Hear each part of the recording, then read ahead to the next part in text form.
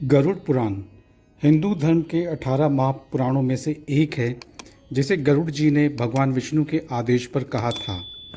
यह पुराण मृत्यु के बाद की यात्रा, कर्म, पुण्य, पाप और पुनर्जन्म के बारे में महत्वपूर्ण जानकारियां देता है। इसे मृत्यु के समय सुनना शुभ माना जाता है, क्योंकि इसमें जीवन मृत्यु के चक्र, मृत्युलोक, नरक और मोक्ष के गूढ़ रहस्यों का उल्लेख है। गरुड़ पुराण को दो मुख्य भागों में बांटा गया है। पहला आचार कांड और दूसरा प्रेत कांड। गरुड़ पुराण की कथा तब शुरू होती है जब भगवान विष्णु के वाहन गरुड़ जी भगवान से प्रश्न करते हैं। गरुड़ जी जानना चाहते थे कि मृत्यु के बाद आत्मा का क्या होता है, पाप पुण्य का हिसाब कैसे होता है और नरक या स्वर्ग की प्राप्ति कैसे होती है। गरुड़ जी के इन सवालों का उत्तर देते हुए भगवान विष्णु उन्हें मृत्यु के बाद आत्मा की यात्रा का विस्तार से वर्णन करते हैं। भगवान विष्णु कहते हैं कि जब कोई व्यक्ति मरता है तो उसकी आत्मा को यमदूत लेकर जाते हैं। जिस प्रकार के कर्म उसने अपने जीवन में किए होते हैं, उसके अनुसार उसकी यात्रा होती है। यदि व्यक्ति ने जीवन में धर्म का पालन किया है तो उसकी आत्मा स्वर्ग में जाती है, जहां उसे असीम आनंद की प्राप्ति होती है। यदि उसने पाप कर्म किए हैं तो उसे नरक में ले जाया जाता है, जहां उसे अपने कर्मों के अनुसार दंड मिलता है।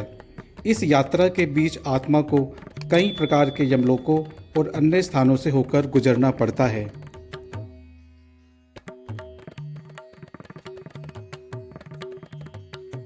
दोस्तों, गरुड़ पुराण में वर्णित आत्मा के सफ़र की कथा वास्तव में बहुत गहन और अर्थपूर्ण है। यह बताता है कि मृत्यु के बाद की यात्रा कितनी कठिन और पीड़ादायक हो सकती है, विशेषकर पापियों के लिए। आत्मा को यमलोक तक पहुंचने में न केवल भौतिक कष्टों का सामना करना पड़ता है, बल्कि मानसिक भय और तनाव भी सहना पड़ता है। उसे यमलोक तक पहुंचने के लिए कठिन मार्ग से गुजरना पड़ता है, जिसमें ना तो विश्राम का स्थान है और ना ही खाने पीने की कोई व्यवस्था। मार्ग में तपते सूर्य, कांटे, विषधर सांप, बिच्छू और अग्नि जैसी चुनौतियां आत्मा को लगातार पीड़ित करती है, जो हमें यह दर्शाता है कि मृत्यु के बाद के कर्मों का फल किस प्रकार भोगना पड़ता है। जो कर्म हम जीवन में करते हैं, उसका फल हमें बाद में भोगना पड़ता है। आत्मा का यमलोक तक का सफ़र 13 महीनों का होता है, जहां आत्मा अलग अलग नगरों से होकर गुजरती है। आत्मा को पहले महीने में यमदूत पाश में बांधकर खींचते हुए पहली नगरी सौरीपुर को जाती है। आत्मा जब सौरीपुर नगरी पहुंचती है तो वहां उसे अपने पूर्वजों द्वारा किए गए पिंडदान का आहार मिलता है, जिससे यह सिद्ध होता है कि श्रद्धांजलि और अच्छे कर्मों का फल अंत में आत्मा को मिलता है। सौरीपुर के राजा जगम से आत्मा भयभीत होती है और उसे वहां अपने पूर्व कर्मों का सामना करना पड़ता है। आत्मा का नगेंद्र भवन नगरी में जाना उसके लिए एक और कठिनाई भरा अनुभव है। निर्दयी यमदूतों के पास में बंदी होने के कारण आत्मा का दुख और भी बढ़ जाता है। जहां पर पूर्वजों द्वारा किए गए द्वितीय मास के पिंड और जल का भोग आत्मा को कुछ राहत देता है, लेकिन यह अस्थायी स्थिति होती है। तीसरे महीने में आत्मा का गंधर्वपुर नगरी जाना एक और चरण है, जहां उसे परिवार के सदस्यों द्वारा किए गए पिंडदान का भोग मिलता है, जो आत्मा को आगे बढ़ने की शक्ति देता है। चौथे माह में आत्मा का शिलागमपुर नगरी पहुंचना एक नई चुनौती प्रस्तुत करता है।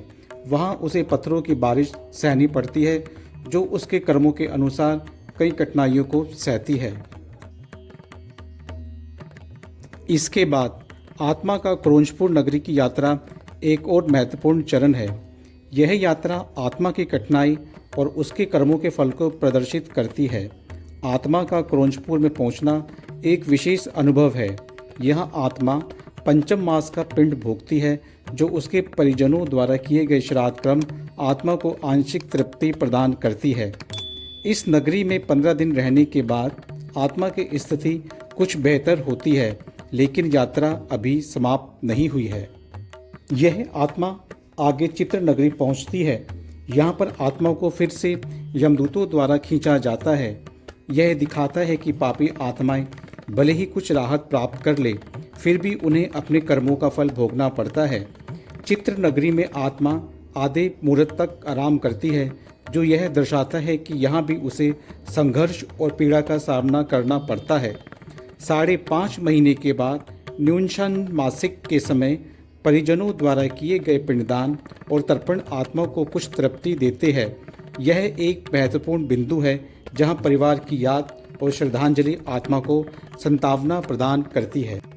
गरुड़ पुराण में आत्मा की चित्र भवन नगरी की यात्रा अत्यंत भयावह और अर्थपूर्ण है। यहाँ पर आत्मा के अनुभव कई महत्वपूर्ण शिक्षाएं प्रदान करते हैं। चित्र भवन में पहुँचने पर आत्मा यमराज के भाई विचित्र से मिलती है। उनके विशाल आकार और भयानक रूप को देखकर आत्मा में भय पैदा होता है, जो यह दर्शाता है कि पापी आत्माएं अपने कर्मों के परिणामों का सामना करने में भयभीत होती है। यह भय आत्मा की स्थिति को और अधिक कठिन बना देता है। आत्मा जब महावैतरणी नदी के पास पहुंचती है तो यमदूत उससे बताते हैं कि नदी पार करने के लिए उसे पुण्य का दान करना होगा। यमदूतों की बातें आत्मा को यह याद दिलाती है कि अगर उसने जीवन में कोई दान नहीं किया तो उसे वैतरणी नदी में डूबने का सामना करना पड़ेगा। यह संदेश हमें सिखाता है कि जीवन में दान करना और पुण्य कर्म करना कितना आवश्यक है, क्योंकि ये कर्म हमें कठिनाइयों में राहत प्रदान कर सकते हैं। यदि आत्मा ने दान नहीं किया तो उसे वैतरणी नदी में गिरने का खतरा होता है। यहाँ पर मछली पकड़ने के कांटे का प्रतीकात्मक वर्णन किया गया है, जो यह दर्शाता है कि पापी आत्माओं को किस प्रकार से यमदूत पकड़ते हैं और उन्हें उनके कर्मों का फल भोगने के लिए मजबूर करते हैं। आत्मा छठे मास का पिंड भोगने के बाद बहवापतपुर पहुंचती है। यहाँ उसे अपने परिजनों द्वारा दिए गए पिंडदान का लाभ मिलता है, जो थोड़ी राहत प्रदान करता है, लेकिन फिर भी मार्ग में उसे बहुत भूख और दुख का सामना करना पड़ता है। 8वें महीने में आत्मा दुखद नगरी पहुंचती है। यहाँ का नाम ही इस नगरी की स्थिति को स्पष्ट करता है। आत्मा इस नगरी में चलते चलते अवलंब रहित पक्षी की तरह कष्ट सहती है। यह दृश्य आत्मा की नाजुक स्थिति को दिखाता है, जिसमें उसे शारीरिक और मानसिक कष्टों का सामना करना पड़ता है। 9वें महीने में आत्मा नानाक्रंथ नगरी पहुंचती है, जहां भयानक जीवों का निवास है। यह नगरी आत्मा के लिए भयावह अनुभव लाती है, जिससे वह शून्य हृदय से दुखी होकर रोती रहती है।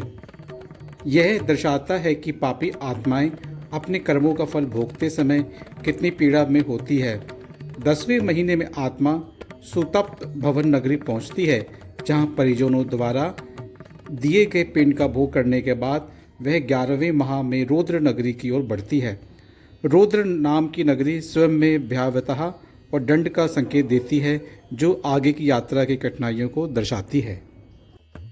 गरुड़ पुराण में आत्मा की यात्रा का यह अंतिम चरण अत्यंत महत्वपूर्ण और विचारणीय है।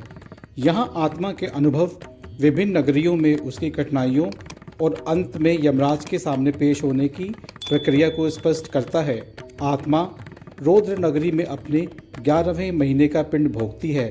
यह नगरी उसके लिए एक और कठिनाई का सामना है, जहां उसे अपने कर्मों के फल का सामना करना पड़ता है। 11.5 महीने के बाद आत्मा पर्यवर्षण नगरी पहुंचती है। यहाँ का नाम ही संकेत देता है कि आत्मा को यहाँ भी कठिनाइयों का सामना करना पड़ेगा। 12वें महीने में आत्मा शीतलय नगरी में पहुंचती है, जहाँ की ठंड सामान्य हिम से 100 गुना अधिक होती है। इस स्थान पर आत्मा अपने स्थिति को लेकर बहुत दुखी होती है और अपने बंधुओं की याद करती है। यमदूत उसे बताते हैं कि यदि उसके पास कोई पुण्य है तो वही उसकी सहायता कर सकता है। यहाँ वार्षिक पिंड का भोग लेने के बाद आत्मा कुछ धैर्य धारण करती है, लेकिन उसकी पीड़ा फिर भी कम नहीं होती। अंत में 12 महीनों के कष्टों के बाद आत्मा यम नगरी पहुंचती है। यह आत्मा अपने पिंड से उत्पन्न हस्त प्रमाण शरीर का त्याग करती है। यह एक महत्वपूर्ण क्षण है जहां आत्मा अपनी भौतिक सीमाओं से मुक्त होती है। भगवान विष्णु के अनुसार आत्मा अंगूठी के बराबर के शरीर के साथ यम नगरी पहुंचती है। यमराज उस आत्मा को उसके कर्मों के अनुसार फल देते हैं। यह दर्शाता है कि जीवन में किए गए कर्मों का फल मृत्यु के बाद निश्चित रूप से भोगना पड़ता है। दोस्तों, गरुड़ पुराण में आगे यमलोक और नरक के विभिन्न प्रकारों का वर्णन किया गया है। इनमें से कुछ प्रमुख नरकों के नाम है द्रुत रौरव, महारौरव, तक्षशिला, कुठार, कुंभिपाक आदि है। हर नरक में आत्मा को भिन्न भिन्न प्रकार की यातनाएं दी जाती है, जो उसके द्वारा किए गए पापों के आधार पर निर्धारित होती है। जिसने जीवन में झूठ बोला हो उसे शैरप नरक में भेजा जाता है, जहां उसे बहुत कठिनाइयों का सामना करना पड़ता है। इसी प्रकार जिसने चोरी की हो उसे कुठार नरक में भेजा जाता है, जहां उसे तेज धार वाले हथियारों से काटा जाता है। भगवान विष्णु बताते हैं कि मनुष्य के जीवन में किए गए पाप और पुण्य कर्मों का फल उसे मृत्यु के बाद मिलता है। जो व्यक्ति अपने जीवन में सच्चाई, अहिंसा, दान और भक्ति के मार्ग पर चलता है उसे स्वर्ग की प्राप्ति होती है। वहीं जो व्यक्ति पाप कर्म करता है, जैसे हत्या, चोरी, छल कपट आदि, तो उसे नरक की यातनाएं भुगतनी पड़ती है। गरुड़ पुराण के अनुसार मृत्यु के बाद आत्मा को अपने कर्मों का फल भोगना ही पड़ता है। अच्छे कर्म करने वाली आत्माओं को मोक्ष की प्राप्ति होती है, जबकि बुरे कर्म करने वाले नरक की यातनाएं झेलते हैं। गरुड़ पुराण में पुनर्जन्म की धारणा पर भी जोर दिया गया है। भगवान विष्णु गरुड़ जी को बताते हैं कि यदि आत्मा को मोक्ष नहीं मिलता तो उसे पुनर्जन्म लेना पड़ता है। पुनर्जन्म का निर्धारण आत्मा के कर्मों के आधार पर होता है। यदि किसी व्यक्ति ने अच्छे कर्म किए हैं तो उसका जन्म उच्च जाति या समृद्ध परिवार में होता है। इसके विपरीत यदि उसने पाप कर्म किए हैं तो उसे नीच योनि में जन्म लेना पड़ता है, जैसे पशु, पक्षी या कीड़े के रूप में। मोक्ष की प्राप्ति केवल तब संभव है जब व्यक्ति सभी प्रकार के सांसारिक मोह माया और बंधनों से मुक्त हो जाता है। मोक्ष प्राप्त करने के लिए व्यक्ति को भक्ति, ध्यान और आत्मज्ञान के मार्ग पर गरुड़ पुराण में श्राद्ध कर्म और तर्पण का उल्लेख मिलता है। भगवान विष्णु बताते हैं कि जब किसी व्यक्ति की मृत्यु हो जाती है तो उसके पितरों की आत्मा की शांति के लिए श्राद्ध कर्म और तर्पण करना अत्यंत आवश्यक होता है। इससे पितरों की आत्मा को शांति मिलती है और उनका अगला जन्म सुखमय होता है। श्राद्ध कर्म और तर्पण के दौरान पंडितों और ब्राह्मणों को भोजन कराना चाहिए और ज़रूरतमंदों को दान देना चाहिए। ऐसा करने से मृत आत्माओं को शांति मिलती है और उनके परिवार पर आशीर्वाद बना रहता है। आत्मा कभी नहीं मरती, वह केवल शरीर बदलती है। जिस प्रकार व्यक्ति पुराने कपड़ों को त्याग कर नए कपड़े पहनता है, ठीक उसी प्रकार आत्मा एक शरीर को छोड़कर दूसरे शरीर में प्रवेश करती है। इस प्रक्रिया को पुनर्जन्म कहा जाता है। आत्मा का यह चक्र तब तक चलता रहता है जब तक उसे मोक्ष की प्राप्ति नहीं होती। जीवन में किए गए कर्म ही इस बात का निर्धारण करते हैं कि आत्मा को अगले जन्म में किस प्रकार का जीवन मिलेगा। गरुड़ पुराण में विभिन्न धार्मिक अनुष्ठानों और कर्मकांडों का भी उल्लेख किया गया है। इसमें विवाह, श्राद्ध, यज्ञ, दान आदि के महत्व को बताया गया है। भगवान विष्णु गरुड़ जी को बताते हैं कि धार्मिक अनुष्ठान और कर्मकांड व्यक्ति के जीवन में शांति, समृद्धि और सुख लाते हैं। इन अनुष्ठानों से व्यक्ति के पापों का नाश होता है और उसे पुण्य की प्राप्ति होती है। खासकर मृत्यु के बाद किए जाने वाले कर्मकांड जैसे कि अंतिम संस्कार, श्राद्ध और तर्पण मृत आत्मा की शांति के लिए अत्यंत महत्वपूर्ण माने जाते हैं।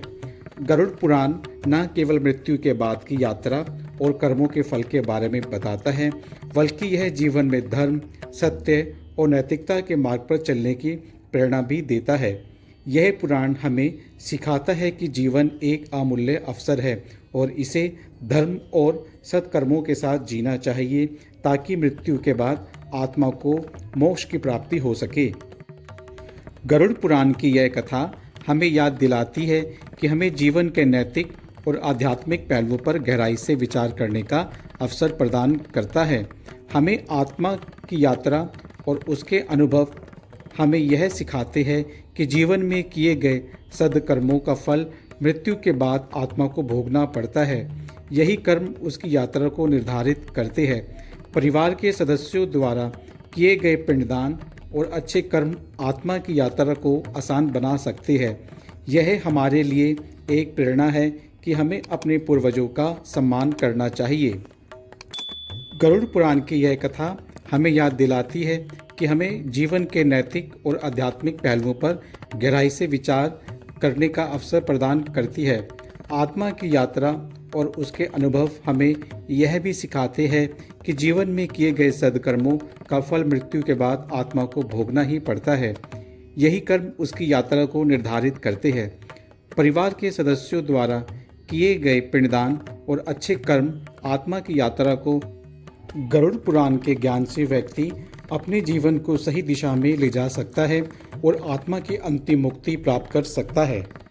दोस्तों, गरुड़ पुराण की यह कथा हमें यह भी याद दिलाती है कि मृत्यु के बाद की यात्रा कठिन हो सकती है, लेकिन अच्छे कर्म और श्रद्धांजलि देने से आत्मा को राहत मिल सकती है। इस तरह यह कथा जीवन के सत्य, धर्म और नैतिकता का मार्गदर्शन करती है, जो हमें सही राह पर चलने के लिए प्रेरित करती है।